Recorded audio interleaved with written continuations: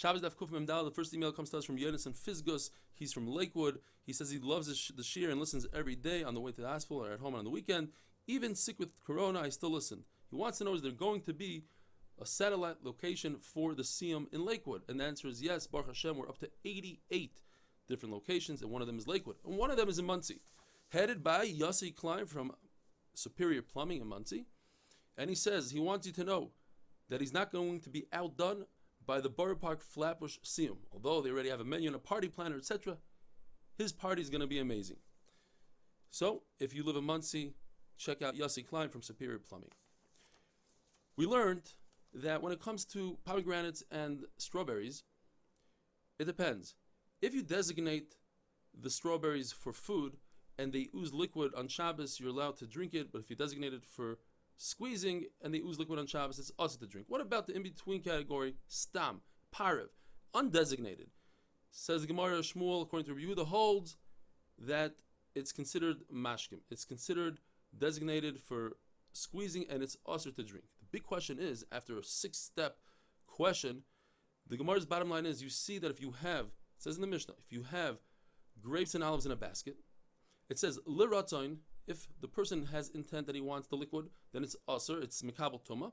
And if it's loy liratzon, if he doesn't have intent, then they are not machshir likabel tuma. They don't have the ability. They're not considered mashkin. They're not considered a beverage. And they don't have the power to make fruit mikabel tuma.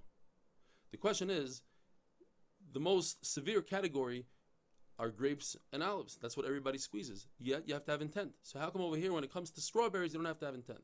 Says the Gemara, you didn't understand. When it says loy l'ratzon, it means literally the person said, I don't want those liquids. So when he says he refuses to have these liquids, then they don't have the power of a beverage. But by us we're talking about stam. He doesn't say I don't want it. He just never designated it, and therefore it has the category of liquids to be squeezed, and it's also to drink from on Shabbos. Now let's go through step by step the Mishnah. Another teretz before we go there is that since the olives and the grapes are in a basket and the basket has holes, so initially he knows that he's going to lose these liquids and he's mafker them. When it comes to the strawberries and the pomegranates, he puts them in a regular dish that doesn't lose any liquids and he's not giving up on them. So the Mishnah says, according to Tanakama, human milk has the ability to machshir fruit l'kabel tuma, even without ratzon, even without intent. When it comes to cow milk, animal milk, you need intent. Says Rabbi Kiva, as you see in the chart, let's make a kavachaimer. Human milk is a beverage only for infants. Adults don't eat human milk. Nevertheless, it's considered a beverage. So certainly, step number 2, cow milk, which everybody drinks, certainly should be considered a beverage and should be mikabel tuma. So Chacham say, no, the reason why human milk is mikabel tuma without ratzon, without das, is because human milk is a derivative of blood, like in step 3. And blood is one of the 7 liquids, and it's mikabel tuma, it's mashal mikabel tuma, even without intent. Says Rabbi Kiva, well, wait a minute. Milk is more chomer than blood, as you see in step 4. If you take milk, you draw milk for refuah, to heal the animal, so you want that milk, so it's mashal mikabel tuma. But if you draw blood from an animal for refuah, it's not mashal mikabel tuma. So you see, milk is more powerful. In other words, it has nothing to do with das, it has nothing to do with ratzon and intent, because in both cases you want the milk, you want the blood, but the milk is what's machshir and the blood isn't. Say Chachamim finally, but you see from the fact that if I put olives and grapes in a basket, if I have intent, it's machshir l'kabel tuma. If I don't have intent, it's not machshir l'kabel tuma. Halacha is that you're allowed to squeeze plums, quinces, and sorb apples, even lechatchila on Shabbos. The issur of squeezing schita is when you separate liquid from a food, but this is not considered liquid. Nobody squeezes these fruits, and therefore it's considered food from food, and it's not schita. However, you're not allowed to squeeze a pomegranate, because there's a person, Menashe, who used to squeeze. You see that they used to squeeze pomegranates. And the svara is that even Chachamim are going to agree over here that since people don't squeeze these fruit, therefore it's permitted lechatchila to squeeze them on Shabbos. It's not considered schita.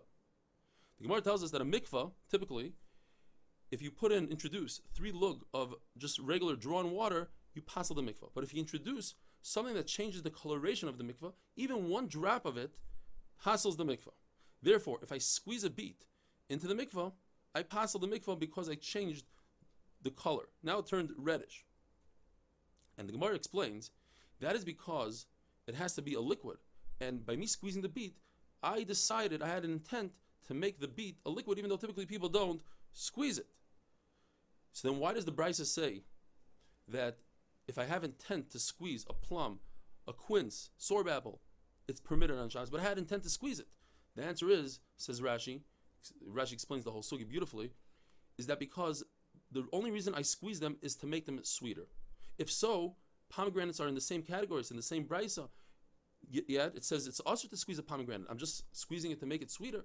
Says the Gemara, because there's one person called Menashe who squeezes pomegranates, now I have to make a gzera on all the pomegranates in the world. Rav Papa says this is not true. The reason why when you squeeze a beet into a mikvah, it ruins the mikvah, is because I cannot start a mikvah. I can't use beet juice, barsht, for a mikvah. And therefore, squeezing into mikvah passels it. But there are many people, according to Rav Papa, that squeeze pomegranates. And that's why it's also to squeeze a pomegranate on Shabbos. Similar halacha, if you decide you want to cultivate, you want to plant thorns in your vineyard. So according to Rebbe Lezer, that's considered klei karim, even though it's not something that typically people do. Why? Because the Gemara explains in one place, Arabia, it's a very large place, people do that. But that wouldn't be a right tower sugya, because Aravi is a very large place, and it's not similar to one person Menashe who does something. This is a big country or whatever that they do this.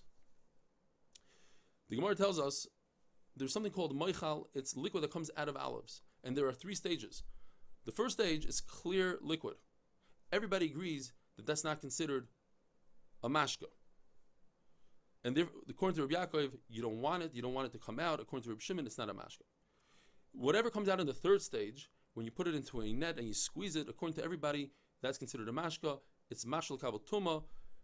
According to Rabbi Yaakov, it's a mashka. According to Rabbi Shimon, since it has a little bit of oil in it, it's considered a mashka.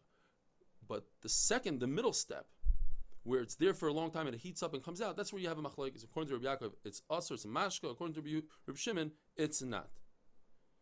Rava says this moichal in all stages passels a mikvah. Why? Because nobody makes a mikvah out of these things, like Rav Papa said before.